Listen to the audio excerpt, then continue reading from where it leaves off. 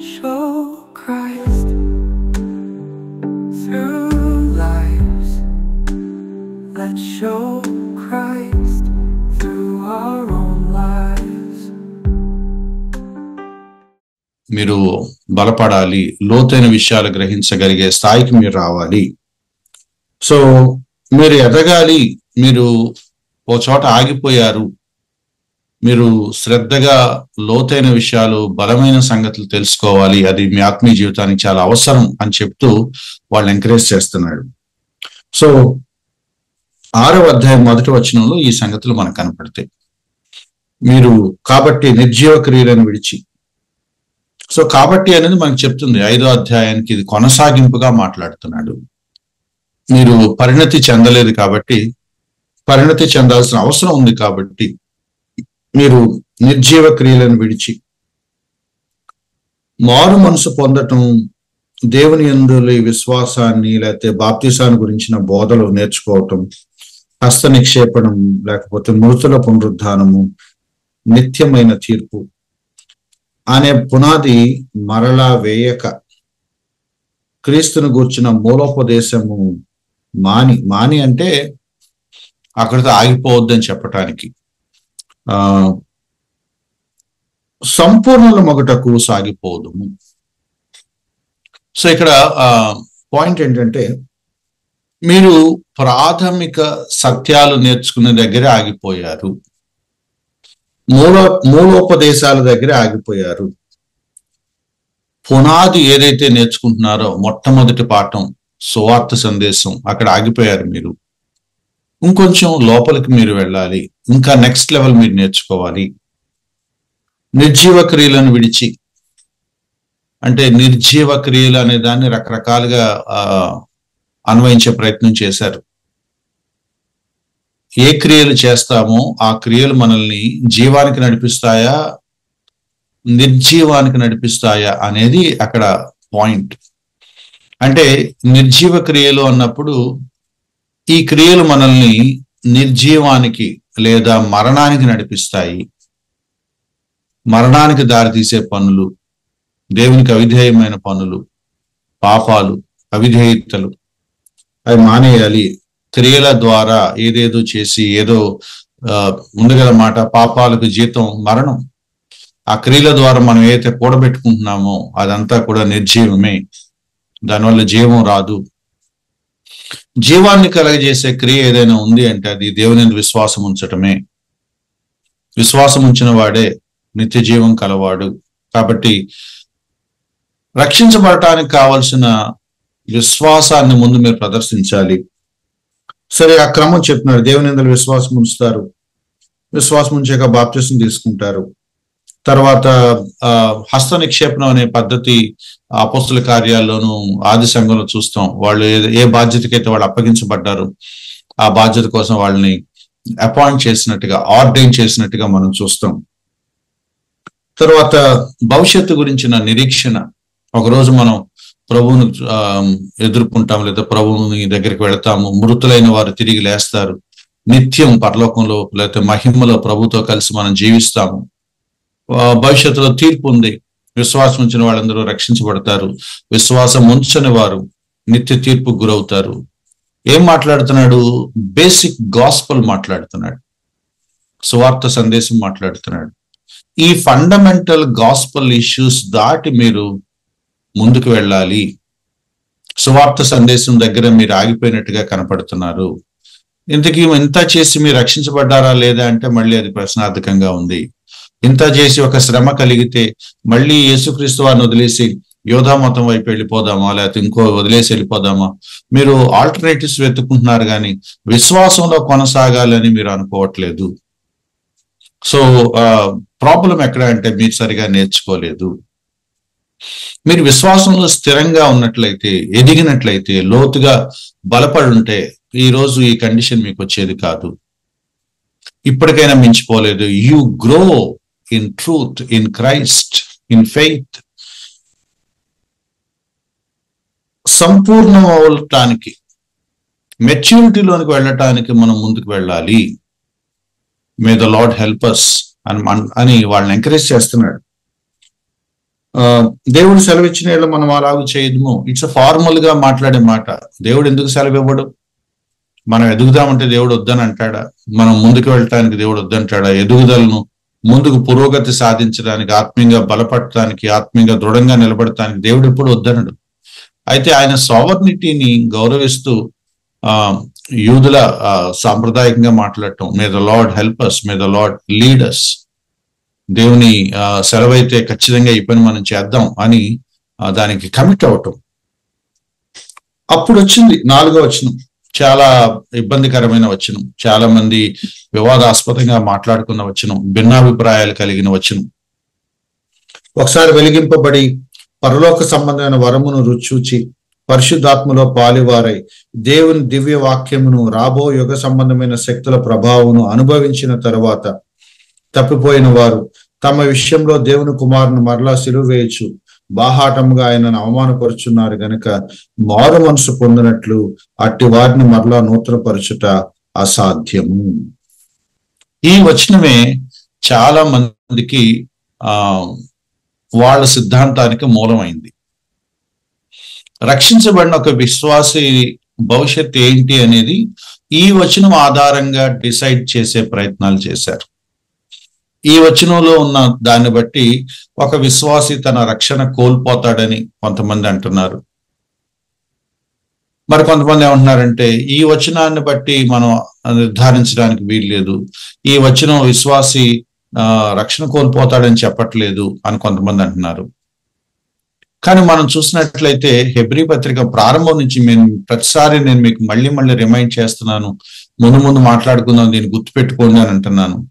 So warning passages అనేది Hebrew పత్రికలో తరచూ మనకు కనపడుతున్నాయి, హెచ్చరిక వచనాలు. సో అక్కడక్కడ వార్న్ చేస్తున్నాడు. ఆ వార్నింగ్ ఎలా తీసుకోవాలి అనేది బైబిల్ పండితుల్లోనే భిన్నాభిప్రాయాలకు చర్చనీయాంశం అయ్యింది. అందుకని కొంతమంది పెద్దలు ఏం చేశారంటే ఆ వచనాల ఆధారంగా విశ్వాసం మళ్ళీ వెనక్కి వెళ్ళిపోతే తన రక్షణ కోల్పోతాడు అని ఒక మాట. కొంతమంది ఏమంటారంటే ఒకవేళ విశ్వాసి వెనక్కి వెళ్ళిపోతే, విశ్వాస అయితే ఎందుకు వెనక్కి వెళ్తాడు, నిలబడాలి కదా. వెనక్కి వెళ్ళిపోయాడంటే అసలు ప్రారంభంలోనే అతను ప్రభుని అంగీకరించలేదు, అంగీకరించినట్టుగా చలామణి అయ్యాడు. ఇప్పుడు టైం వచ్చింది కాబట్టి అతని అసలు స్వరూపం ఏంటో బయటపడింది కాబట్టి he was never a believer అని కొంతమంది అంటారు. కొంతమంది ఏమో బిలీవరే కానీ వదిలేశాడు దేవుడిని, వెళ్ళిపోయాడు, పడిపోయాడు. కొంతమంది ఏమంటారంటే విశ్వాసం వెనక్కి వెళ్ళటం కుదరదు, దేవుడు అలా ఎలా చేయడు కాబట్టి అతను అసలు నమ్ముకోలేదు. ఈ మధ్య మార్గాన్ని తీసుకున్న వాళ్ళు కొంతమంది ఉన్నారు. ఏంటంటే విశ్వాసే జెన్యున్ గా రక్షించబడిన వాడే మరి కొంత విచారకరమైన పరిస్థితుల్లో ప్రభువుని విడిచిపెట్టాడు కాబట్టి వెళ్ళిపోయాడు. ఎట్లా తీసుకోవాలి అనేది కొంచెం ఇబ్బందికరంగా ఉన్న ప్రశ్న. అయితే బైబిల్లో ఉన్న వచనాలన్నిటినీ క్రోడీకరించుకొని 2 సంగతులు అయితే మనం ఒప్పుకోవాలి. ఒకటి, విశ్వాసి నిజంగా రక్షించబడిన తర్వాత దేవుడు అతన్ని నిజంగా రక్షించిన సంఘటన అతని జీవితంలో కనుక జరిగితే అతని రక్షణకు డోకా లేదు. వాక్యం చాలా స్పష్టంగా చెప్పింది, క్రీస్తు యేసునందున్న వారికి ఏ శిక్షా విధి లేదు.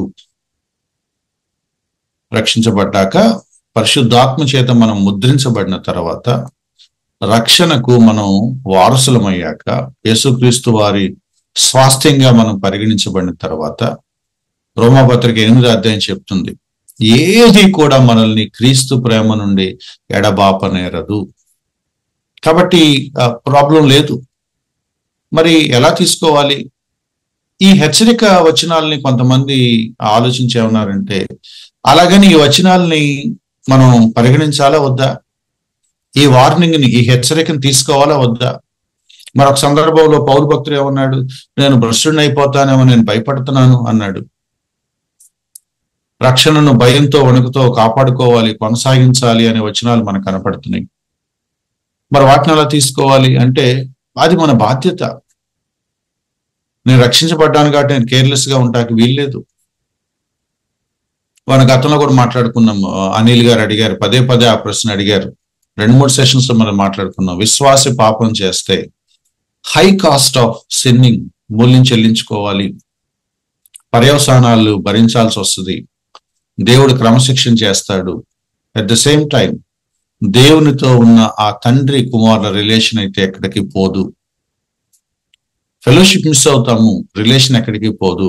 కానీ తిరిగి మళ్ళీ పశ్చాత్తాపం ద్వారా, మారు మనసు ద్వారా మళ్ళీ ఆ సహవాసాన్ని, ఆ ఫెలోషిప్ ని రెస్టోర్ చేసుకోవచ్చు. ఆయన నమ్మదగిన వాడు, నీతిమంతుడు గనక మన పాపాలను క్షమిస్తాడు, దుర్నీతి నుండి తప్పిస్తాడు. నా చిన్న పిల్లలారా, విశ్వాసులకు రాసిన పత్రిక 1 యోహాను పత్రిక 2వ అధ్యాయం 1వ వచనం, నా చిన్న పిల్లలారా మీరు పాపం చేయకుండా ఉండాలని ఉత్తరం మీకు రాస్తున్నాను. మీలో ఎవడైనా పాపం చేసిన ఎడల యేసుక్రీస్తు అనే ఒక ఉత్తరవాది మనకున్నాడు. ఆయన మనకు ప్రాయశ్చిత్తం చేస్తాడు, శాంతికరంగా ఉన్నాడు, శాంతికరమై ఉన్నాడు. Is our advocate. ఆయన మనకి దేవుని దగ్గర విషయాన్ని సెటిల్ చేసి పెడతాడు. సో మనకి హోప్ ఉంది. మరి ఇక్కడ దేని గురించి వార్న్ చేస్తున్నాడు అంటే, జాగ్రత్త పడాల్సిన బాధ్యత ఎంత ఉందో విశ్వాసంలో ముందుకు కొనసాగాల్సిన బాధ్యత అంతుంది. మీరు ఎదగాల్సిన బాధ్యత మీదే. ఊరికినే మీరు రక్షించబడిన తర్వాత అలా కూర్చుంటే కుదరదు. ఎదగాలన్న తృష్ణ మీకు ఉండాలి, నేర్చుకోవాలి, అభ్యాసం చేయాలి, పని చేయాలి, ముందుకి కొనసాగాలి, వేరు పారేలాగా ఎదగాలని ఆశపడాలి. ఆ ప్రకారం కొన్ని పనులు చేయాలి. ఆత్మీయంగా కొన్ని డిసిప్లిన్స్ ఉన్నాయి, వాటిని నువ్వు పాటించాలి, జాగ్రత్తలు తీసుకోవాలి. ఇవేమీ మాట్లాడకుండా ఊరికినే నువ్వు రక్షించబడ్డాక ఏం అవ్వదు అంటే మరి ఏం చేస్తావు? సో ఎప్పుడూ కూడా రక్షించబడ్డాక నువ్వు ఎట్లా ఉన్నా సరే, ఎలా బతికినా సరే నువ్వు పరలోకానికి వెళ్తావని బైబిల్ చెప్పట్లేదు. లీనియన్స్ లేదు, లాలెస్నెస్ లేదు. విచ్చలవిడితనంగా బ్రతకండి, ఏ పాపమన్నా చేయండి, నువ్వు మాత్రం రక్షించబడ్డాక నువ్వు ఎలా బతికినా కూడా నేను తీసుకెళ్ళిపోతావు పరలోకానికి అని బైబిల్ చెప్పట్లేదు. అలాగని రక్షించబడిన తర్వాత ఎప్పుడైనా విశ్వాసి జారిపోతే ఫర్ ఎవర్ లాస్ట్ అని కూడా అనట్లేదు. ఇక్కడ ఇబ్బందికరమైన ఈ వచనం ఏంటంటే, ఆ మాటలు మనకి కరెక్ట్ గా అర్థం చేసుకోవటానికి ఈ ఒక్క వచనం ఆధారంగానే ఒక విశ్వాసి భవిష్యత్తుని డిసైడ్ చేసే అంత సమాచారం ఇక్కడ మనకి అంత క్లియర్ గా లేదు. కాబట్టి డాక్ట్రిన్ ఒక్క వచనంలోంచి రాకూడదు, మిగిలిన ఇతర వచనాల సహాయంతో కూడా చూడాలి. నేను ఈ రోజు ఈ వాక్య భాగంలో ఎంతవరకు మనకి ఏం అర్థం అవుతుందో చూసే ప్రయత్నం మనం చేస్తున్నాం. ఒకసారి వెలిగింపబడి అనే మాట బాగా చర్చనీయాంశమైంది. వెలిగింపబడి అని అన్నప్పుడు రక్షించబడిన అర్థం తీసుకొని, ఒకసారి వెలిగించబడిన తర్వాత మళ్ళీ వెనక్కి వెళ్ళిపోతే ఇక అతను మళ్ళీ మారుమనసు పొందడం అసాధ్యం అని అన్నప్పుడు బిలీవర్ ఈస్ లాస్ట్ అనే అర్థంలో మాట్లాడుతున్నారు. కొంతమంది ఏమన్నారంటే వెలిగింపబడి అనే మాటని సాల్వేషన్ కింద తీసుకోవటం అనేది అంత కరెక్ట్ కాకపోవచ్చు. ఎందుకంటే ఈ ఎక్స్ప్రెషన్ మనకి ఎక్కడ దొరకలేదు. ఎన్లైటెండ్ అనే మాట ఉంది, వెలిగింపు పొందాక. మరి ఎన్లైటన్మెంట్ ని బోర్న్ అగైన్, సేవ్డ్, రిడీమ్డ్ అనే సెన్స్ లో వాడారా? అంత అరుదుగా ఉంది అది, అంత ఫ్రీక్వెంట్ గా వాడలేదు, అరుదుగా ఉంది అది. కాబట్టి వెలిగింపబడిన అనేది ఎలా అర్థం చేసుకోవాలి అనేది ఒక ప్రశ్న.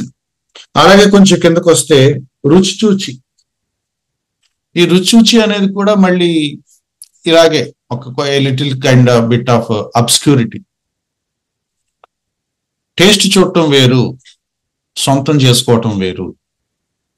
ఒక ఆయన ఇలా ఎక్స్ప్లెయిన్ చేసే ప్రయత్నం చేశాడు, ఒక కామెంటేటర్. ఆయన ఏమన్నాడంటే, స్వీట్ షాప్కి వెళ్తాను, స్వీట్ షాప్కి వెళ్ళి ఒక స్వీట్ నేను శాంపిల్ గా టేస్ట్ చూస్తాను, అది నాకు నచ్చితే 1 కేజీయో 1/2 కేజీయో నేను కొనుక్కుంటా.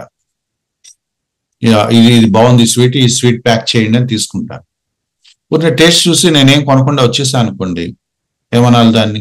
అంటే ఇది ఇలస్ట్రేషనే. ఇలస్ట్రేషన్ నుంచి మనం ట్రూత్ని ఎస్టాబ్లిష్ చేయం. బట్ రుచి చూడటం అంటే ఏంటి అంటే ఆయన ఉద్దేశం ఏంటంటే, ఏమో అన్బిలీవర్స్ కూడా దేవుడి గురించిన కొన్ని అనుభవాలు ఉన్నాయి, టేస్ట్ చేశారు, బట్ ఓన్ చేసుకోలేదు. ప్రభువుగా, రక్షకుడుగా, దేవుడిగా తమ జీవితంలోకి పూర్తిగా ఆహ్వానించలేదు, ఆయనకి సరెండర్ అయిపోలేదు. ఆ రక్షణ, ఆ రిలేషన్ వాళ్ళ మధ్యలో ఏర్పడలేదు. ఫోర్టేస్ట్ ముందుగా చూశారంతే. విశ్వాసులకి మాత్రమే పరిశుద్ధాత్మ అనుభవంలోకి వస్తాడా అంటే కాదని కూడా కొంతమంది అంటున్నారు. ఫర్ ఎగ్జాంపుల్, అవిశ్వాసి మరి పాపాల విషయంలో ఒప్పించబడటం, పరిశుద్ధాత్మ అతను హృదయంలో కార్యం చేసినప్పుడు తన మనస్సాక్షిని గద్దించటం, వాక్యం వింటున్నప్పుడు అరే నిజమే కదా నేను కూడా మారాలి అని అనిపిస్తూ ఉంటుంది, హృదయంలో ఒప్పించబడటం జరుగుతూ ఉంటుంది. అంటే అవిశ్వాస హృదయంలో కూడా పరిశుద్ధాత్మ కార్యం చేస్తాడు. కాబట్టి దాన్ని రక్షించబడిన అనుభవం లాగా చెప్పేయొద్దు. సో పరిశుద్ధాత్మ ఒప్పించటం, పరిశుద్ధాత్మ కార్యం చేయటం అవిశ్వాసి కూడా ఎంతో కొంత తెలుసు, నాకు అప్పుడు ఇలా అనిపించిందని అనొచ్చు, బట్ నెక్స్ట్ లెవెల్కి అతను వెళ్ళకపోవచ్చు. సో వాక్యం గురించి అవగాహన ఉండటం, కొన్ని ఎక్స్పీరియన్సెస్ ఉండటం, లాభం లేదండి ఇక నేను దేవుడు నమ్ముకోవాలని అని అంటూ ఉంటారు కొంతమంది. దేవుడు నన్ను వార్న్ చేస్తున్నాడు, దేవుడు నాకు చెప్తున్నాడు అని. బట్ వాడు మారరు. నాకు తెలిసిన ఒకళ్ళు ఉన్నారు, మీటింగ్స్ పెట్టినప్పుడల్లా వచ్చి ఆ మీటింగ్ అయిన ఒక 2-3 రోజుల వరకు భయపడిపోయి అమ్మో రాకడ వచ్చేస్తుంది, ప్రభు నాతో మాట్లాడు, వాక్యం ద్వారా మాట్లాడు అని కంగారు పడిపోయి ప్రార్థన చేసుకుని బైబిల్ చదువుకు 2-3 రోజులు మీటింగ్స్ అయిన 2-3 రోజుల వరకు ఆ ఫేవర్ కంటిన్యూ అవుతుంది. ఒక 2-3 డేస్ తర్వాత వాళ్ళు చల్లబడిపోతారు, మళ్ళీ యథాపాతంగా మళ్ళీ వాళ్ళ జీవితంలోకి వెళ్ళిపోతారు. మళ్ళీ ఎప్పుడు 6 నెలలకు 7 నెలలకు వాళ్ళ చేతిలో బైబిల్ స్టడీస్ పెడితే మళ్ళీ ఆ బైబిల్ స్టడీస్ లో మళ్ళీ ఏదో ఒకలాంటి అవగాహన వచ్చినట్టు వస్తుంది. మళ్ళీ ఒక 1 వీక్ 3-4 డేస్ బాగుంటారు, మళ్ళీ నార్మల్ అవుతూ ఉంటారు. సో మేబీ ఇట్లాంటి కొన్ని స్టెబిలిటీ లేని వ్యక్తుల గురించి మాట్లాడుతున్నాడా అనే ఒక ఆలోచన కూడా ఉంది. అయితే ఇక్కడ బాగా చర్చనీయాంశం ఏంటంటే, వాళ్ళు మారు మనసు పొందటం అసాధ్యం, అటు వారిని మరలా నూతనపరచడం అసాధ్యం. మరలా నూతనపరచడం అసాధ్యం అనే మాట, మారు మనసు పొందటం అసాధ్యం అన్నప్పుడు చాలాసార్లు మనం ఎలా తీసుకున్నామంటే, ఇక వాళ్ళు ఒకసారి వెనక్కి వెళ్ళిపోయాక, మళ్ళీ లోకంలో కలిసిపోయాక, రక్షించబడిన వ్యక్తి మారు మనసు పొంది రక్షించబడిన తర్వాత తిరిగి మళ్ళీ వెనక్కి వెళ్ళి లోకంలో కలిసిపోయాక మళ్ళీ అతను వెనక్కి రాలేడు. ఇది కూడా మనకు కొంచెం అభ్యంతరకరంగా అనిపిస్తుంది. అంటే రాలేడు అన్నప్పుడు ఏ ఉద్దేశంతో గ్రంథకర్త ఈ మాట అంటున్నాడు అంటే, ఇక ఇంకెప్పటికీ పోయినట్టేనా, ఇక అతను తన రక్షణ కోల్పోయినట్టేనా? కొంతమంది ఏమంటారంటే, అవును మనం సరిగా లేకపోవటం వల్ల చేతులారా మన రక్షణ కోల్పోతాము. కొంతమంది ఏమంటారంటే, రక్షించబడ్డా ఇంకా కోల్పోయేది ఏమి ఉండదు, దేవుడు ఇంకోలాగా డీల్ చేస్తాడు కానీ కోల్పోవటం అనేది ఉండదు. మధ్య మార్గంలో కొంతమంది ఏమంటారంటే, అది కొంచెం బాగోదుగానే వినటానికి మధ్య మార్గంలో 3వ పద్ధతిలో కొంతమంది ఏమంటారంటే, నువ్వు బాగున్నప్పుడల్లా నీకు రక్షణ ఇస్తాడు, నువ్వు బాగాలేనప్పుడల్లా వెనక్కి తీసేసుకుంటా ఉంటాడు, మళ్ళీ నువ్వు వస్తే మళ్ళీ నీకు ఇస్తాడు, మళ్ళీ నువ్వు వస్తే మళ్ళీ లాగే. అంటే ఎన్నిసార్లు ఇచ్చి తీసేసుకుంటా ఉంటాడు, అది ఇది కరెక్టేనా? కాబట్టి కొంతమంది ఇక రారు, కాబట్టి తిరిగి అన్నప్పుడు అంటే తిరిగి మళ్ళీ అసాధ్యము, అదేనమాట, అసాధ్యము అనే మాట వాడారు. ఇంపాసిబుల్ అని అన్నప్పుడు నిజంగా ఇంపాసిబుల్లా? ఒకవేళ పరిశుద్ధాత్మ కార్యం చేస్తే, పరిశుద్ధాత్మ కార్యం చేసినా కూడా విశ్వాస వెనక రాకుండా ఉంటాడా? అసాధ్యం అనే అంత ఉన్నప్పుడు వాడు విశ్వాస అయి ఉంటాడా? పరిశుద్ధాత్మ రిపీటెడ్ గా సరిచేస్తున్నా కూడా వెనక్కి వెళ్ళిపోయాడంటే ఏమనాలి? ఇంపాసిబుల్ కేసెస్ ఏంటి? రకరకాల ఆలోచనలు, చర్చలు ఉన్నాయి. వీటి మీదే బోళ్ళని బోధలు వచ్చేసాయి. కొంతమంది పాపం చేసావా నరకానికి వెళ్ళిపోతా ఉన్నారు. కొంతమంది ఏమన్నారంటే, నువ్వు ఏం పర్లేదు, డోకా లేదు, కొంచెం లిబర్టీ తీసుకోవచ్చు అని లీనియన్స్ లాగా చెప్పేవాడు ఉన్నారు. బట్ హెబ్రీ పత్రిక వార్న్ చేస్తుంది. ఈ వార్నింగ్ ప్యాసేజ్ లోంచి మనకి కనపడే ఒక ప్రధానమైన మాట ఏంటంటే, అపోస్టసీ, భ్రష్టత్వం. అపోస్టసీ అనే పదం గుర్తుపెట్టుకోండి.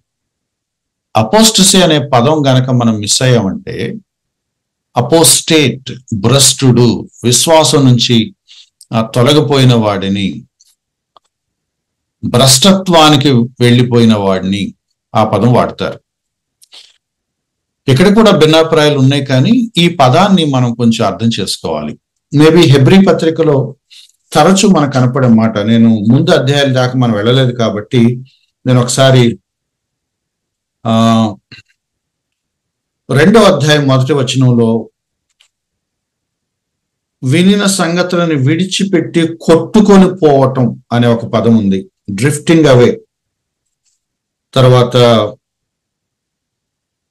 4వ అధ్యాయం 1వ వచనంలో ఎవడైనా వాగ్దానం పొందకుండా తప్పిపోవునేమో అనే మాట ఉంది.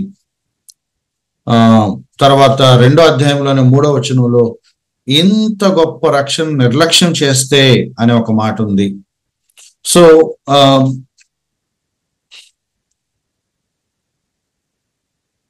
బిలీవర్సా అన్బిలీవర్సా అనే పాయింట్ విషయంలో ఇక్కడ ఒక స్పష్టత అయితే ఉంది అని మనకు అనిపిస్తుంది.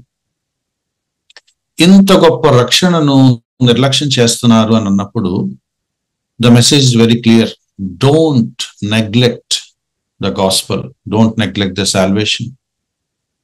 యేసుక్రీస్తు వారి విషయంలో రాజీ పడద్దు, యేసుక్రీస్తు వారిని వెంబడించే విషయంలో స్ట్రాంగ్ గా నిలబడండి. మీరు ఎవరిని విశ్వసిస్తున్నారో ఆ విశ్వాసాన్ని ఒకసారి చెక్ చేసుకోండి. మీరు ఆలోచించండి, ఈ హెబ్రీ పత్రిక ఎవరికైతే రాశాడో ఆ పాఠకులు, వాళ్ళు యేసుక్రీస్తు వారిని వదిలేసి యూదా మతానికి వెళ్తున్నారా ఆ శ్రమలు భరించలేక? అంటే యూదా మతం బెటర్ అనుకొని వెళ్తున్నారా? శ్రమలు వద్దనుకొని యూదా మతంలోకి వెళ్తున్నారా? క్రైస్తవులుగా ఉంటే చాలా ప్రాబ్లమ్స్ అని వెళ్తున్నారా? లేదా యేసుక్రీస్తు వారి కంటే చాలా శ్రేష్టమైన విశ్వాసం ఒకటి యూదా మతంలో ఉందని అటు వెళ్తున్నారా? సో మనకు తెలియదు వాళ్ళ ప్రాబ్లం ఏంటో. కాబట్టి ఒక్క వచనం ఆధారంగా ఒక వ్యక్తి యొక్క ఇటర్నల్ డెస్టినీని మనం డిసైడ్ చేయొద్దు. ఎంటైర్ న్యూ టెస్ట్మెంట్ ఏం చెప్తుంది, ఎంటైర్ బైబిల్ ఏం చెప్తుంది, రక్షణకు సంబంధించి ఏం చెప్తుంది, పతనం అయిపోయినప్పుడు వాక్యం దాని గురించి ఏం చెప్తుంది, ఇవన్నీ మనం ఆలోచించాలి. ఈ ఒక్క వచనం ఆధారంగా ఎవరైనా ఒక సిద్ధాంతాన్ని క్రియేట్ చేసి చెప్తా ఉంటే మనం కొంచెం కాషియస్ గా ఉండాలి. అయితే ఈ వచనాలు ఎలా తీసుకోవాలి అని అంటే, ఈ వచనం మనకి కొన్ని హింట్స్ ఇచ్చింది. ఎటువైపు మనం ఇంక్లైన్ అవ్వాలి అనే విషయంలో కొంచెం మనకు హింట్స్ ఉన్నాయి. వాటిలో నాకు కనపడినవి నేను మీకు గుర్తు చేస్తాను. 5, 6 వచనాలు కలిసి ఉన్నాయి. అక్కడ ఏముందంటే, తమ విషయంలో దేవుని కుమారుని మరలా సిలువ వేయచ్చు, బాహాటముగా ఆయనను అవమానపరచుచున్నారు గనుక. విశ్వాసి రక్షించబడిన తర్వాత యథార్థంగా ప్రభువును వెంబడించే వ్యక్తి బాహాటంగా యేసుక్రీస్తు వారి విషయంలో అవమానకరంగా ప్రవర్తించడు. ఇక్కడ కొంతమంది డెలిబరేట్ గా మాకు ఈయన వద్దు అని అంటున్నారు. యేసుక్రీస్తు వారిని నిర్ద్వందంగా తృణీకరిస్తున్నారు. బహిరంగంగా వీ డోంట్ వాంట్ హిమ్ అని చెప్తున్నారు అన్నమాట. వాళ్ళ ప్రవర్తన, వాళ్ళ జీవిత శైలి ఎలా ఉందంటే, యేసుక్రీస్తు వారిని మరలా సిలువ వేస్తున్నంత ఘోరంగా ఉంది. నేనేమనుకుంటున్నా అంటే, నా వ్యక్తిగతంగా దీనిని అపోస్టసీ అని అంటారు. పబ్లిక్ గా ఇక దేవుడిని దూషించటం, పబ్లిక్ గా దేవుడిని తిట్టటం, దేవుడిని ప్రశ్నించటం, ఘోరంగా దేవుడి మీద వ్యాఖ్యలు చేయటం, దేవుడిని తృణీకరించటం, ఆ దేవుడు అలాంటోడు ఇలాంటోడు అని మాట్లాడటం. సో ఏమైంది, నువ్వు ఆ దేవుడి గురించి ఏవైతే నేర్చుకున్నావని అన్నామో, వెలిగించబడ్డారు, రుచి చూశారు, కొన్నిట్లో ఎక్స్పీరియన్స్ చేశారు, చాలా అవన్నీ ఏమైనాయి? అవన్నీ పోగా మరలా యేసుక్రీస్తుని సిలువ వేస్తున్నావా అన్నంత ఘోరంగా క్రూరంగా వాళ్ళు ప్రవర్తిస్తున్నారు. అంటే ఏం వదిలేశారు వాళ్ళు? సో అది ఒక ఆలోచించాల్సిన విషయం. రెండోది 7వ వచనం కొంచెం నాకు మరి ఇంకొక హింట్ దొరికింది. 7వ వచనం ఏంటంటే, ఒక ఉదాహరణ చెప్తున్నాడు ఆయన. ఎట్లనగా, భూమి తన మీద తరచుగా కురిసే వర్షాన్ని తాగి ఎవరి కొరకు వ్యవసాయం చేయబడునో వారికి అనుకూలమైన పైరులను ఫలిస్తుంది, దేవుని ఆశీర్వచనాలు పొందుతుంది. ఒక నేల ఒక ఉదాహరణగా వాడుతున్నాడు. సాధారణంగా ఒక నేల ఎలా ఉంటుందట, వర్షం పడినప్పుడు ఆ పడిన వర్షపు నీళ్లను తాగుతుంది, తీసుకుంటుంది, ఫలిస్తుంది, మంచి పైరులు, అనుకూలమైన పైరులు ఫలిస్తుంది, చక్కగా పంటనిస్తుంది. అంటే సాధారణ నేల లేదా పొలం లేదా భూమి, మంచి భూమి మంచి ఫలితాన్ని ఇస్తుంది. ఎంత స్పష్టంగా ఉందో చూడవచ్చు. భూమి తన మీద తరచుగా కురిసే వర్షాన్ని తాగి ఆ వ్యవసాయకునికి అనుకూలమైన పైరులను ఫలిస్తుంది. A good soil yields good fruit. మంచి భూమి వర్షం వచ్చినప్పుడు ఆ నీళ్లను తీసుకొని మంచిగా ఫలిస్తుంది. దేవుడు ఆశీర్వదించాడంటానికి గుర్తుగా కనపడుతుంది. అది మంచి నేల యొక్క లక్షణం. 8వ వచనం, అయితే ముండ్ల తుప్పలు గచ్చ తీగలు దాని మీద పెరిగిన ఎడల అది పనికి రానిదని విసర్జింపబడి శాపము పొందదగును, తుదకది కాల్చివేయబడును. అదే మంచి పైరులు ఇవ్వకుండా, మంచి ఫలాన్ని ఇవ్వకుండా, ముండ్ల తుప్పలు గచ్చ తీగలు పనికిరాని గడ్డి అంతా అక్కడ పెరిగితే ఏమంటారు ఆ నేలని? అది పనికిరాని నేల అని అంటారు, నిష్ఫలమైన నేల అంటారు. అది వ్యవసాయానికి, సేద్యం చేయటానికి పనికిరాదు కాబట్టి దాన్ని విసర్జించేస్తారు. ఆ నేలని అలా వదిలేస్తారు, దాన్ని సాగు చేయరు. ఎందుకంటే అది పంటనివ్వదు, దాని మీద పడిన ప్రయాస వేస్ట్ అయిపోద్ది. ఇక్కడ అది విసర్జించబడుతుంది. అందులో వచ్చే ఆ చెత్తనంతటిని ఏం చేస్తారంటే కాల్చేస్తారు. సో ఇదంతా మాట్లాడుకుంటూ 4వ వచనం దగ్గర నుంచి మనం మాట్లాడుకుంటూ వచ్చాక 7, 8 బట్టి ఏం మాట్లాడుతున్నాడంటే, by their fruit we know them. వారి ఫలాన్ని బట్టి వారు నిజంగా రక్షించబడ్డారా లేదా మనకి తెలుస్తుంది. వారు ఈ స్థాయి భ్రష్టత్వానికి వెళ్ళారు అంటే అర్థం ఏంటంటే వాళ్ళు బహుశా రక్షించబడలేదు.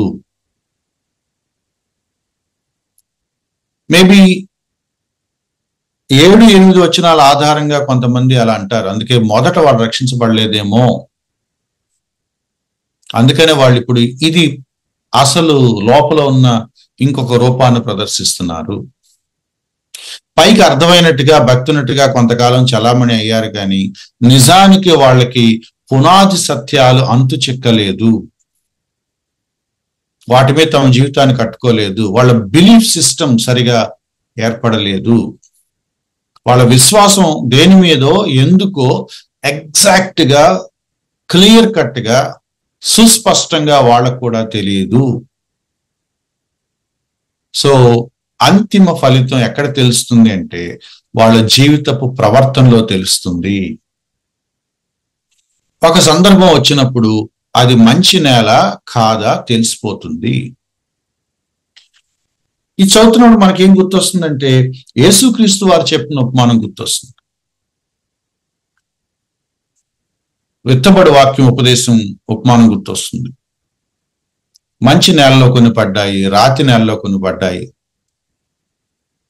దారిలో కొన్ని పడ్డాయి, ముళ్ళ తుప్పల్లో కొన్ని పడ్డాయి. ఇప్పుడు ఎక్కడెక్కడ ఏమైందో చెప్పుకుంటా వచ్చాడు.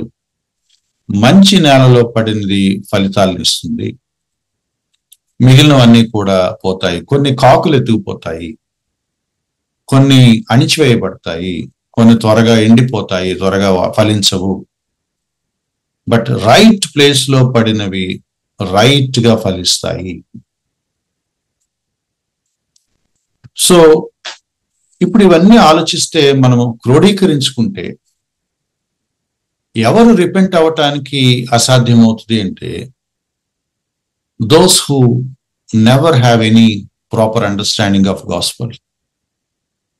సువార్తను ఎరిగిన వాడు పశ్చాత్తాపడకుండా ఎట్లా ఉంటాడు? సువార్త అర్థమైన వాడు పదే పదే దేవుని దగ్గరికి వచ్చి క్షమించమని అడగకుండా ఎలా ఉంటాడు?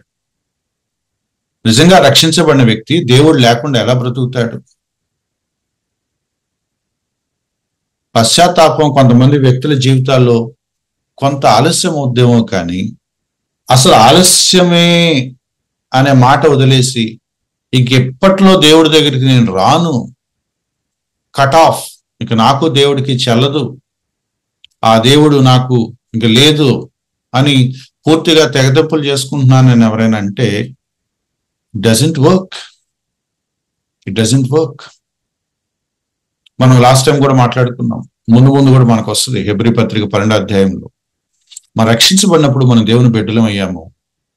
తండ్రి తన పిల్లల్ని క్రమశిక్షణ చేస్తాడు, వాళ్ళని విడిచిపెట్టడు, వాళ్ళని పేరెంటింగ్, వాళ్ళ పిల్లల్ని పెంచుతాడు, గాలికి వదిలేయడు.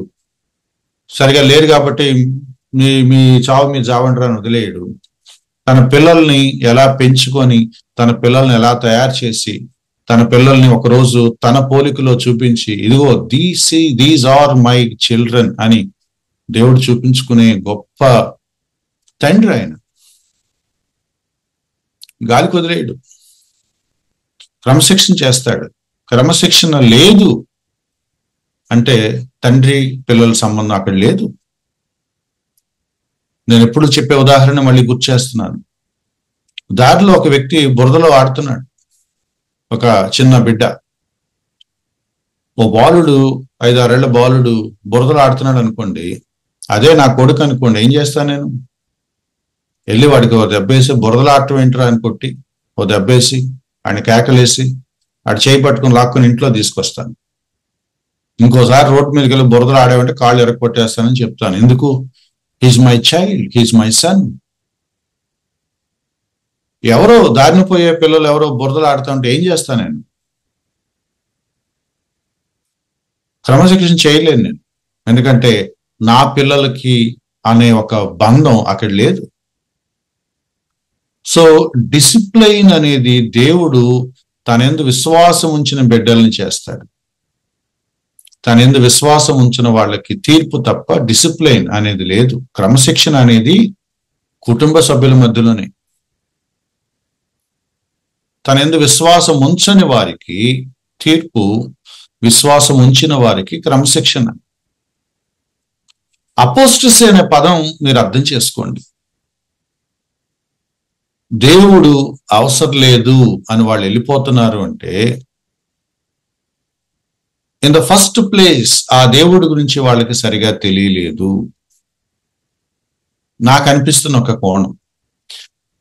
కానీ హెబ్రీ పత్రికలోని ఈ వచనాలు మనకేం చెప్తున్నాయంటే జాగ్రత్తగా ఉండండి, జాగ్రత్తగా ఉండండి. మీరు ఎదుగుతా ఉంటే ఆ ట్రూత్ లో మీరు ప్రతిష్ఠించబడుతూ ఉంటే, వేరు పారి లోతుగా స్థిరంగా మీరు నిలబడుతూ ఉంటే అది మీ లైఫ్ లో ఆ ఫ్రూట్ కనపడాలి. కారు ద్రాక్ష లాంటివి మన లైఫ్ లో కనపడి అంటే ఆ సంబంధాన్ని మీరు చెక్ చేసుకోండి, పరీక్షించుకోండి. నాలో ఫలింపని ప్రతి తీగ తొలగించబడుతుంది, కాల్చివేయబడుతుంది, నరికివేయబడుతుంది. మీ యందు నా మాటలు, నా యందు మీరు అంటు కట్టబడి ఉంటే మీరు బహుగా ఫలిస్తారు. మీరు నాకు వేరుగా ఉండి ఏమీ చేయలేరు. And the message very clear. రక్షించబడిన వ్యక్తి ఫలించటం ప్రారంభిస్తాడు, కొంచెమైనా ఫలిస్తాడు. కొంచెం కూడా ఫలించలేదు అంటే ఏదో తేడా ఉంది. కొంచెం కూడా ఫలించలేదంటే ఏదో తేడా. ఎందుకంటే నేను నిజమైన ద్రాక్షవల్లిని. నా మాటలు అర్థం చేసుకోండి. నేను నిజమైన ద్రాక్షవల్లిని. యేసుక్రీస్తు వారు అన్నారు, నేను నిజమైన ద్రాక్షవల్లిని. నిజమైన అనే మాట అర్థం చేసుకోండి. True wine. నా దగ్గర తేడా ఉండదు, నా దగ్గర తేడా ఉండదు. ప్రాబ్లం మీ దగ్గరే ఉంటుంది. 2, నా తండ్రి వ్యవసాయకుడు. It is the father. తండ్రి ఆధ్వర్యంలో యేసుక్రీస్తు వారితో అంటు కట్టబడిన తర్వాత ఇక ఫలించలేకపోవడం అనే మాట ఎక్కడుంది? ఆ ట్రిమ్మింగ్ చేసేది, ఆ ప్రూనింగ్ చేసేది, ఆ సేద్యం చేసేది, ఆ ఫలం ఎలా వస్తుందో దానికి కావలసిన చర్యలు, యాక్షన్స్, ఆ గార్డెనింగ్, అన్ని వ్యవహారాలు చూసేది సాక్షాత్తు దేవుడైనప్పుడు, నువ్వు నిజంగా యేసుక్రీస్తు అనే ఆయనతో అంటుకట్టబడి ఉన్నప్పుడు ఆయనలోని జీవం సారం ఆటోమేటిక్గా నీలో కూడా ప్రవహిస్తుంది కదా. ఒకవేళ ఎక్కడైనా ప్రవహించకపోతే ఆ పనికిరాని వాటిని కట్ చేసి మళ్ళీ అది ప్రవహించేలాగా ఈ వ్యవసాయకుడు తండ్రి చేస్తున్నాడు కదా. ఇక నువ్వు ఫలించకుండా ఎలా ఉంటావు? You have to true relation. నిజంగా యేసుక్రీస్తు వారిలో విశ్వాసం ఉంచి ఆయనతో ఒకటై ఆయనతో అంటుకట్టబడితే ఆ తీగ ఫలిస్తుంది. Because I'm connected to the wine. ఈ కొమ్మ దేంతో ముడిపడి ఉందంటే ద్రాక్షావళితో కనెక్ట్ అయింది కాబట్టి ద్రాక్షావళిలోంచి ఆ వచ్చే సారం, జీవం నాకు కూడా వచ్చింది కాబట్టి నేను కూడా ఫలిస్తాను. సింపుల్ ఏంటంటే, మీరు ఫలించట్లేదంటే మీరు నాలో అంటు కట్టబడి లేరు. అందుకే ఆయన అన్నాడు, మీరు నాకు వేరుగా ఉండి. ఇంకొన్ని వచనాలు కూడా తీసుకున్నారు. అందులో ఉండి కూడా ఫలించకపోతే ఏం చేస్తారు? తీసి పక్కన పడేస్తారు. కొమ్మను పక్కన పడేస్తారా? మేబీ ఫలించిన వాటిని పక్కన పెడతారా? కాబట్టి అప్పుడు మనకు వినపడే పదం ఏంటంటే ప్రూనింగ్, కత్తిరించటం. ఫలించిన కొమ్మల్ని కత్తిరిస్తాడు.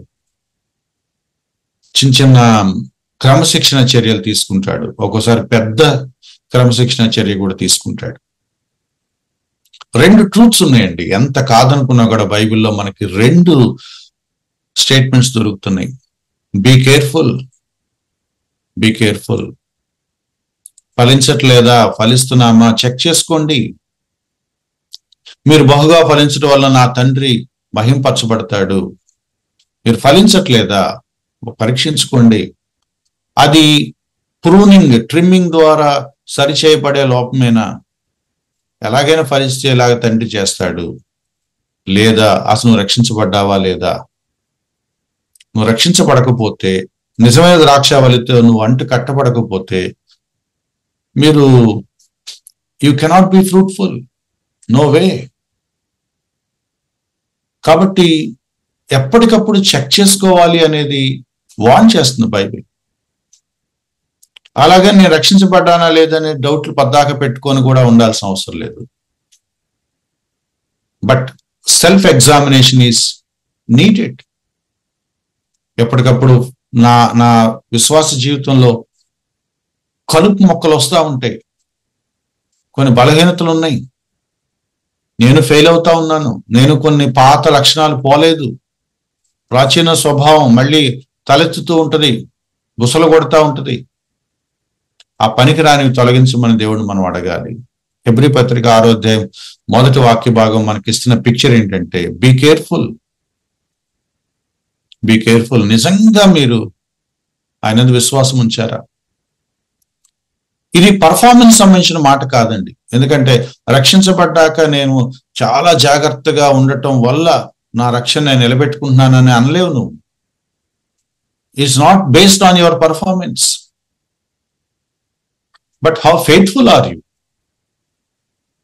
ఆ ఫెయిత్ నువ్వు వెంబడిస్తున్నావా లేదా అని చూస్తాడు, కొనసాగుతున్నావా లేదా అని చూస్తాడు.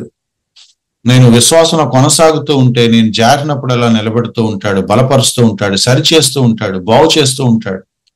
క్రమశిక్షణ చేసి అయినా సరే నన్ను సెట్ చేస్తూ ఉంటాడు. నన్ను దారిలోనికి ఎలా తీసుకురావాలో తండ్రికి, ప్రభువుకి బాగా తెలుసు.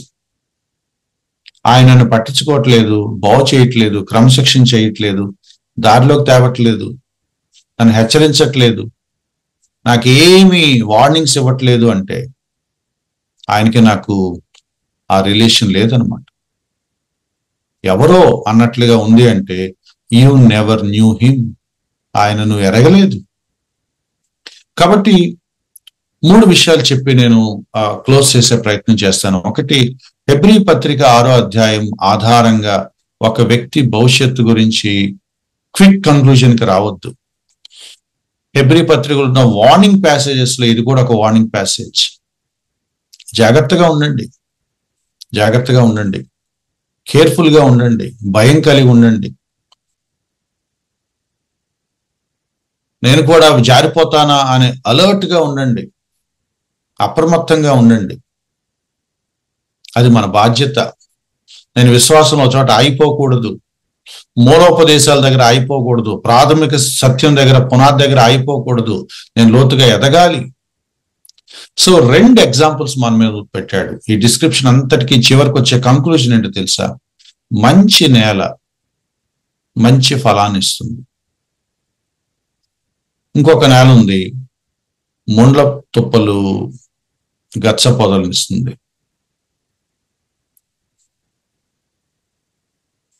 ఏ నేల ఏ ఫలాన్ని ఇస్తుందో స్పష్టంగా తెలిసిపోతుంది. ఒక నేల పనికి రాని వాటన్నిటినీ ఇస్తుంది అంటే ఆ నేల ఫలించే లక్షణం లేదు. ఆ నేల ప్రభువుని అంగీకరించలేదు. ఆ నేల ఎంత చేసినా కూడా మారు మనసు పొందటం, రిపెంట్ అవ్వటం, పశ్చాత్తాపానికి లోనవ్వటం, తిరిగి మళ్ళీ సరిచేయబడి సత్క్రియలు చేయాలి, ఫలించాలనే కాంక్ష లేకపోవటం న్యాచురల్. టూ స్టేట్మెంట్స్ నేను ఇస్తున్నాను.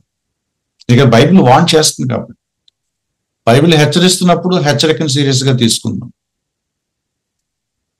దాని పర్యవసానాలు ఎలా ఉంటాయో మనకు తెలియదు, బట్ హెచ్చరికను సీరియస్ గా తీసుకుందాం. అట్ ద సేమ్ టైం రక్షణకు గ్యారంటీ ఉందంటే గ్యారంటీ ఉంది. ఆ నిశ్చయితను కూడా సీరియస్ గా తీసుకుందాం, ధైర్యం తెచ్చుకుందాం. నా రక్షణ సుస్థిరంగా ఉంది కాబట్టి నేను ఇష్టానుసారంగా ప్రవర్తించడానికి వీల్లేదు, నేను జాగ్రత్తలు తీసుకోవాలి. నేను జాగ్రత్తగా ఉన్నాను కాబట్టి నా రక్షణ నిలబట్టలేదు, క్రియల ద్వారా కాదు, దేవుని కృపను బట్టి దేవుడు నాకు ఇస్తున్నాడు.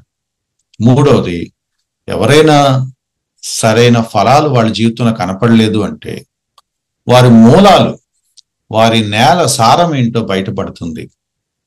ఇప్పుడు జరిగే స్టోరీని మనం మాట్లాడుకోవద్దు, వాళ్ళ మూలాల్లోనే తేడా ఉందని మనం గ్రహించాలి. అది నేనైనా మీరైనా, ఇవాళైనా రేపైనా. It shows up. వర్షం కురిసింది, ఒక నేల మెల్లగా మంచి ఫలాలు ఇచ్చింది, ఒక నేల ఎంత తాగినా కూడా ఒక్క సరైన ఫలాన్ని ఇవ్వలేదు, ముళ్ళు మొలిచాయి. The problem is with the heart. కాబట్టి రక్షించబడిన వాళ్ళు ధైర్యం తెచ్చుకోవటానికి కావాల్సిన మరికొన్ని వచనాలు ఇదే అధ్యాయంలో నెక్స్ట్ సెషన్ లో ఉన్నాయి. అష్యూరింగ్ గానే ఉంది, చాలా ఆదరణ కలిగించేలాగా రక్షణ నిశ్చయితను పెంచే వచనాలు ఈ 6వ అధ్యాయంలోనే ఉన్నాయి. నెక్స్ట్ సెషన్ లో మనం చూస్తాం. కాబట్టి నేను కంక్లూడ్ చేస్తున్నాను, వార్నింగ్ లాగా తీసుకుందాం, హెచ్చరిక లాగా తీసుకుందాం. అసాధ్యము మారుమనసు పొందటం అని ఎవరి విషయంలో అంటున్నామంటే వాళ్ళు ఫలించట్లేదు, ఆ ఫలానికి కావాల్సిన మూలం వాళ్ళలో లేదు. వాళ్ళ జీవితంలో కొన్ని స్పిరిచువల్ సందర్భాలు, ఇన్సిడెంట్స్ ఉన్నాయి, కానీ ఆ ప్రభువుతో వాళ్ళకి ఫలించటానికి తగినంత రిలేషన్ వాళ్ళతో లేదు. మేబీ వాళ్ళు ఆయనతో సరిగా అంటు కట్టపడలేదేమో. ఆయనలో ఉండి ఫలించకపోవటం అనేది జరగదు. సో కొన్ని మన స్థాయికి మించిన మాటలు మనం మాట్లాడుకోలేము. మరి కొంతమంది ఇలా ఉన్నారు, బట్ లాస్ట్ ఇలా అయిపోయారు. We don't know why it happened, but let's consider 2 things. యేసుక్రీస్తు వారి చేతిలో, ద్రాక్షావల్లి అనబడిన యేసుక్రీస్తు వారి చేతిలో, వ్యవసాయకుడైన తండ్రి అయిన దేవుని చేతిలో మనం ఎంత క్షేమంగా ఉంటామో అంత ఫలిస్తాము, అంత అద్భుతంగా దేవుడు మనల్ని, మన ఆత్మీయ జీవితాలు నడిపిస్తాడు. ఎట్ ద సేమ్ టైం ఫలించకపోతే, లోపాలు ఉన్నప్పుడు సరిచేస్తూ ఉంటాడు. పనికిరానివి కత్తిరిస్తూ ఉంటాడు, క్రమశిక్షణ చర్యలు తీసుకుంటాడు. బట్ థర్డ్ కేటగిరీ ఉంది. వాళ్ళు ఇక దేవుడు వాళ్ళ జీవితంలో ఏం చేస్తున్నాడు అనేది కాదు, వాళ్ళు ఎలా ఉన్నారు అనేది కాదు, మనం మాట్లాడుకునే మౌలికమైన అన్నిటికీ దూరంగా వాళ్ళ జీవితం ఎలా ఉంటుందంటే తిరుగుబాటులో కనపడుతుంది, దేవుని ధిక్కరించినట్టుగా కనపడుతుంది. యేసుక్రీస్తుని మరలా సిలువ వేసే ఒక ప్రవృత్తి వాళ్ళలో కనపడుతుంది. ఈ మధ్యకాలం కొంతమంది యూట్యూబ్ లో కనపడుతున్నారు, కొంతమంది ఈ ఫెనటిక్స్ ఆ వీడియోలు చేస్తున్నారు. మేము పాస్టర్గా ఉన్నప్పుడు మారిపోయి వెనక్కి వెళ్ళిపోయామంటున్నారు, మేము విశ్వాసగా ఉన్నాము, కొంతమంది మమ్మల్ని మోసం చేశారు, మళ్ళీ వెనక్కి వెళ్ళి మా పూర్వ మతానికి వెళ్ళిపోయామని మాట్లాడుతున్నారు. అందరం ఏమనుకుంటున్నాం? ఇవన్నీ విన్నప్పుడు, వాళ్ళు మాట్లాడిన విన్నప్పుడు, బాబు అసలు నీకేం అర్థం కాలేదు, నువ్వు నమ్ముకున్నాను అంటున్నావు, కానీ you never accepted Christ as you never know Christ. ఏదో ఒక ఎక్స్పీరియన్స్, ఒక ఇమోషనల్ ఫీలింగ్, ఏదో కొన్ని ఇన్సిడెంట్ నీ లైఫ్ లో ఉండుండొచ్చు, but you never knew the truth. సత్యం నువ్వు ఎరగలేదు, నిజమైన విశ్వాసం నీకు తెలియదు, నిజంగా ప్రభుని నువ్వు అంగీకరించలేదు, ప్రభు దగ్గర నువ్వు రాలేదు. వచ్చి ఉంటే నీ నేల ఫలించేది. నీ నేల ఇవాళ ఫలించలేదు కాబట్టి maybe you never know him. So ఎక్స్ట్రీమ్స్కి వెళ్ళొద్దు. మనకి స్పష్టంగా లేని వచనాల దగ్గర ఎక్స్ట్రీమ్స్కి వెళ్ళిపోయి రకరకాల ఫైనల్ కంక్లూజన్స్కి రావద్దు. మన రక్షణ ఎంత సుస్థిరంగా ఉందో, మన వ్యక్తిగత జీవితంలో జాగ్రత్తగా ఉండాల్సిన బాధ్యత కూడా అంతే గట్టిగా ఉంది. రోజు భయపడాలి, రోజు పశ్చాత్తాపడాలి, రోజు సరి చేసుకోవాలి, రోజు దేవుని దగ్గర బ్రతిమలాడుకొని క్షమించమని అడుగుతూ విశ్వాస జీవితంలో నమ్మకంగా ముందు కొనసాగాలి. అట్ ద సేమ్ టైం రోజు విశ్వాసంలో ఎదగటానికి కావాల్సిన బాధ్యత తీసుకోవాలి. చూడండి ఎంత బ్యాలెన్స్డ్ గా చెప్తున్నాడో ఈ గ్రంథకర్త.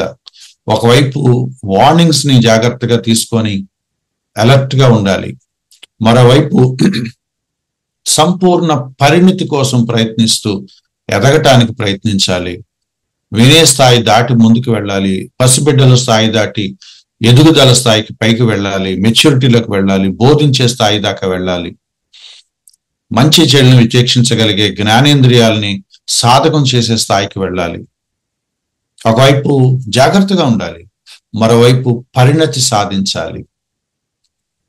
జాగ్రత్తగా ఉండటం పక్కన పెట్టి దేవుడు ఎదగటం పక్కన పెట్టేసి నేను ఇక్కడే ఉంటాను, ఏమీ నేర్చుకోను, నేనేమి ఎదగను, నేను ఏ జాగ్రత్తలు తీసుకోను, ఎలా ఉన్నాను అలాగే ఉంటాను, కానీ నేను రక్షించబడ్డానా లేదా చెప్పండి అంటే కుదరదు.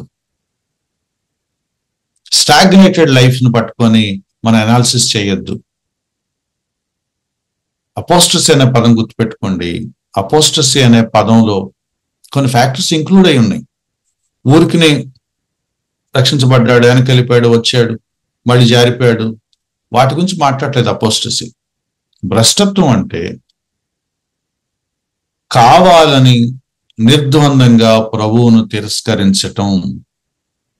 బయట కొంతమంది చేస్తున్నారే, కావాలని యేసుక్రీస్తు వారిని విమర్శించటం, ఆ యేసుక్రీస్తు నాకు వద్దు అని చెప్పటం, ఆ యేసుక్రీస్తుని బూతులతో తిట్టటం, ఆ యేసుక్రీస్తుని ఎగతాళి చేయటం,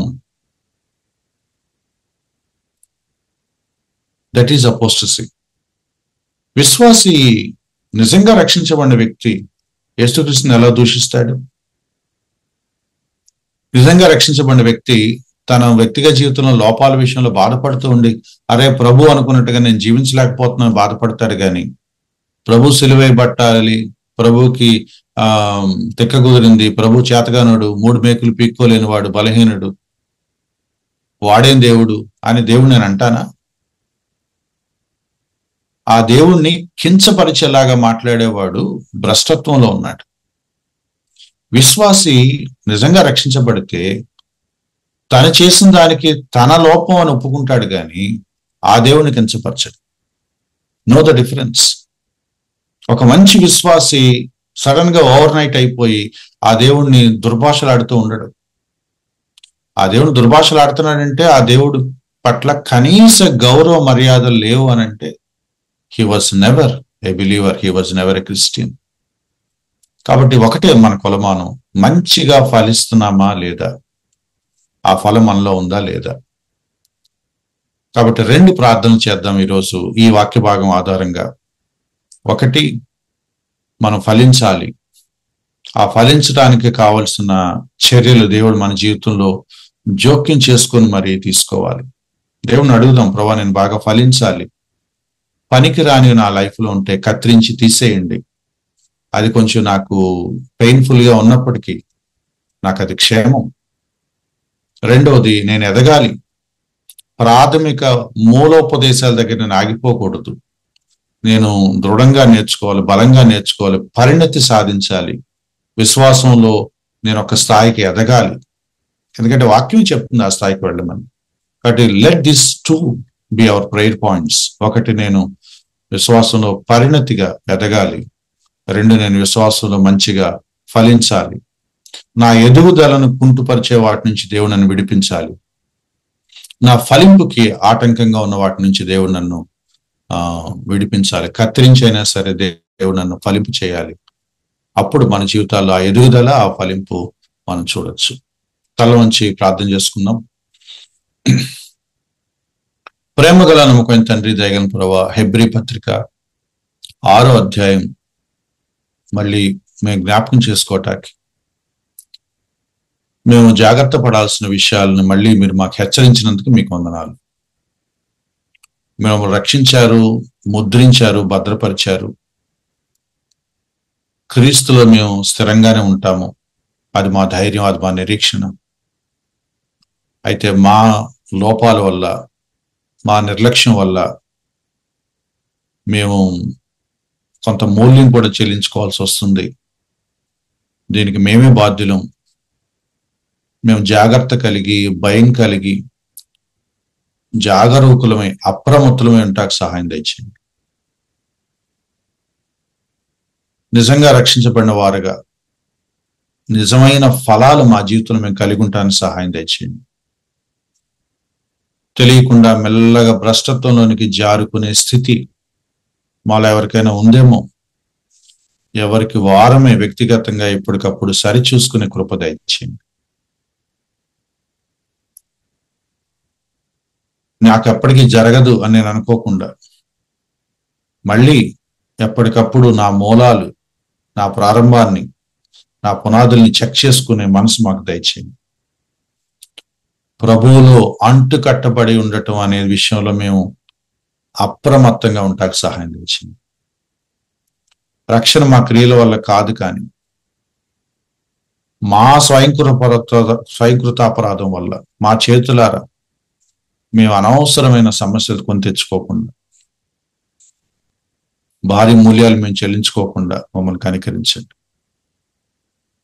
ఈరోజు లైవ్లో పాల్గొని బిడ్డలను దర్శించండి. మా అందరి ప్రార్థన మీరు ఆలకించమని ప్రార్థన చేస్తున్నాం. మేము ఫలించాలి, మేము ఎదగాలి, మేము ఆత్మీయంగా పరిణతి చెందాలి, మంచి ఫలాలు మేము ఫలించాలి. మా ఆత్మీయ ఎదుగుదల కోసం, మా ఆత్మీయ ఫలింపు కోసం ప్రార్థన చేస్తున్నాం. వీటికి ఆటంకంగా ఉన్న వాటన్నిటి నుంచి మమ్మల్ని కనికరించి, కాపాడి, కత్తిరించి ఫలింప చేయమని ప్రార్థన చేస్తున్నాం. మీ నామాన్ని మహిమ కలగాలని యేసుక్రీస్తు వారి పేట ప్రార్థించి వేడుకుంటున్నాం తండ్రి. ఆమేన్.